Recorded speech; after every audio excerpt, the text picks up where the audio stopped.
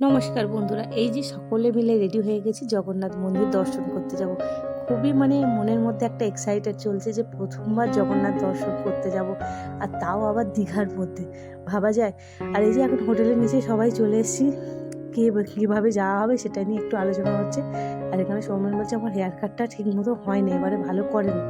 তো এই নিয়ে একটুখানি হাসাহাসি হলো। তো চলো এবার বাড়ি থেকে সবাই বলছে, কারণ জগন্নাথ মন্দিরটা হয়েছে নিউ দীঘা আর ওল্ড দীঘার মাঝখানে, আর আমরা এখন আছি নিউ দীঘাতে। তো আমাদের হোটেল থেকে জগন্নাথ মন্দিরটা প্রায় 15-20 মিনিট লাগবে।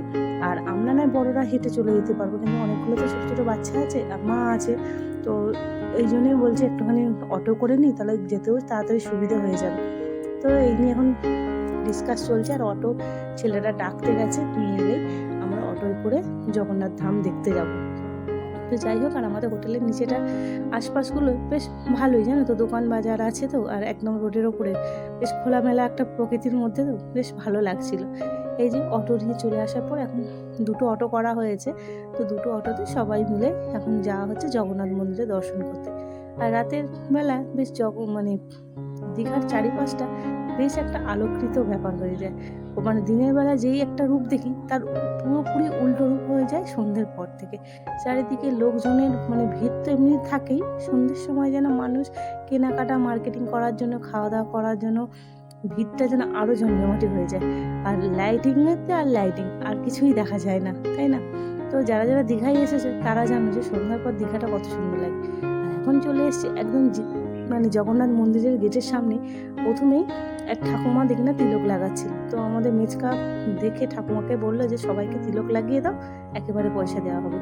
ব্যাস ঠাকুমা জয় জগন্নাথ বলতে বলতে একজনের কপালে তিলক লাগিয়ে দিয়েছে। বলছে মন্দিরে এসছে তিলক লাগাবে না? তাই তিলকটা লাগাবার পর সত্যি মনের মধ্যে একটা অন্যরকম অনুভূতি হলো, সত্যি যেন মনে হচ্ছে ভগবানের কাছে নিজেকে সমর্পণ করছি। আর এই যে অবশেষে অবকাশের পর এখন চলে এলাম জগন্নাথ মন্দিরে, একদম মূল গেটের সামনে। প্রথমে জানি না, প্রথমবার আমরা আসছি, এখানে কি আছে নিয়ম না নিয়ম জানি না, কিন্তু হ্যাঁ, জুতোটা রাখার খুবই অসুবিধা হচ্ছিল।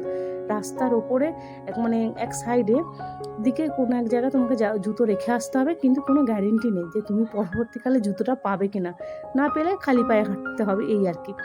তো যাই হোক, জুতো তো রেখে এসেছি, কিন্তু রেখে আসার পর নিশ্চিন্ত মনে পেয়েছিলাম, কারণ ওখানে সিকিউরিটি গার্ড থাকে, কেউ নেবে না। আর এই যে দেখো দূর থেকে জগন্নাথের মন্দির, ও কি সুন্দর লাগছে বলো তো। বেশ ভালোই করেছে মন্দিরটা, আর খুব বড় একটা জায়গা নিয়েই মন্দিরটা তৈরি হয়েছে। ঘুরতেও বেশ অনেকক্ষণ সময় লেগে যায়, আর পাশে একদম লোকারণ্য। তো দীঘা তো মানুষের সমুদ্রের জন্য একটা মানুষের টান ছিল, কিন্তু এখন তার সাথে উপরি পাওনা হয়ে গেছে এই জগন্নাথ মন্দির। যতই না সমুদ্রের প্রতি তোমার টান থাকবে, তার শতগুণ এই জগন্নাথ মন্দিরে। কিন্তু কি বলতো, এখানে ভেতরে ফোন অ্যালাও নেই, টাইপার অ্যালাও নেই, তো এইগুলো আমরা জানতাম না, তো আমরা তো নিয়ে চলে এসেছি।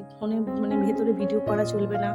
আর সৌমেন ওই ব্যাগ বলো, টাইপার আর সব নিয়ে এসেছিলো ভিডিও শ্যুট করার জন্য, তো ওখানে গেটের সামনেই ধরে বললো এখানে জমা রাখতে হবে, তো ওখানে জমা দিয়ে চলে এসছে। সব থেকে দুঃখের ব্যাপার হচ্ছে আমরা জগন্নাথের দর্শন করতে পারিনি, কারণ আমরা তো গিয়েছিলাম রথের আগে, তখন জগন্নাথ দেবের জ্বর থাকে, তো জ্বরের জন্য মূল দরজা বন্ধ থাকে। তাই মন্দির দর্শন করে মনে মনে জগন্নাথ দেব, বলরাম, সুভদ্রাকে স্মরণ করে বেরিয়ে চলে এলাম ওইখান থেকে। আর লাইটিংটা এতটাই সুন্দর করেছে যে না অন্ধকার, না একদম উপুরা আলো। কি ভালো লাগছিল বলো, লাইটিংয়ের আলোটা সত্যি সুন্দর লাগছিল। আমরা তো কখনো পুরী এখনো পর্যন্ত আমাদের দর্শনে আসেনি, তো এই প্রথমবার এই জগন্নাথের মন্দিরে এসে জানি না পুরীর মন্দিরের কথাটা মনে পড়ে গেল, যে হয়তো সেটাও এত সুন্দরই হবে। তো মা এখানে এসেছে, তো মা আমাকে বলছে একটুখানি ভিডিওতে নাও আমাকে। তো আমার ননদ আর সবাই মিলেই বেশ আনন্দ সহকারে সেলফি নিতেই এসছি। আর জগন্নাথ মন্দিরে সবাই জয় জগন্নাথ বলে। আর এখানে একটুখানি বসেছি ঠিকই, কিন্তু বেশিক্ষণ আর বসতে পারিনি, জানো তো, 8টার মধ্যে গেট বন্ধ করে দেয়। আর আমাদেরও আস্তে আস্তে একটু লেট হয়ে গেছিলো, জানা ছিল না। তাই তোমরা যখনই আসবে একটু হাতে সময় নিয়ে আসবে, বিকাল চলে আসবে, যাতে অনেকক্ষণ একটু বসতে পারো। আর ওখানে প্রচুর লাইন দেখছিলাম এক জায়গায় ভোগ খাওয়াবার, আমরাও ভেবেছিলাম হয়তো ভোগের লাইন পড়েছে, কিন্তু না, ওখানে যাওয়ার পর দেখলাম হাতে নকুলদানার প্রসাদ দিচ্ছে। তো যাই হোক, ওটাই আমাদের কাছে অনেক, যে জগন্নাথের প্রসাদ তো আমরা পেলাম। তো আর চারিপাশটা ঘুরে ঘুরে যেদিকে এক্সিট সেদিক দিয়ে দেখে দেখে ব্যাস ঘোরা কমপ্লিট হয়ে বেরিয়ে চলে এলাম একদম রাস্তায়।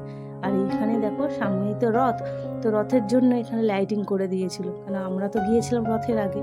আর ভিডিওগুলো একটু দিতে দেরি হয়েছে কারণ এডিটিংয়ে একটু সময় হয়ে গেছিলো বাড়িতে কাজের চাপের জন্য। তো যাই হোক অল্প করে তোমাদেরকে এডিটিংয়ের মাধ্যমে দেখালাম।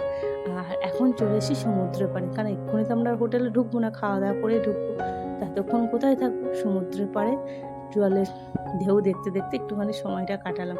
তো আগের বারে তো আমরা গিয়েছিলাম ঢেউসাগর পার্কে, তো এবারে আর ওখানে যাওয়া হয়নি।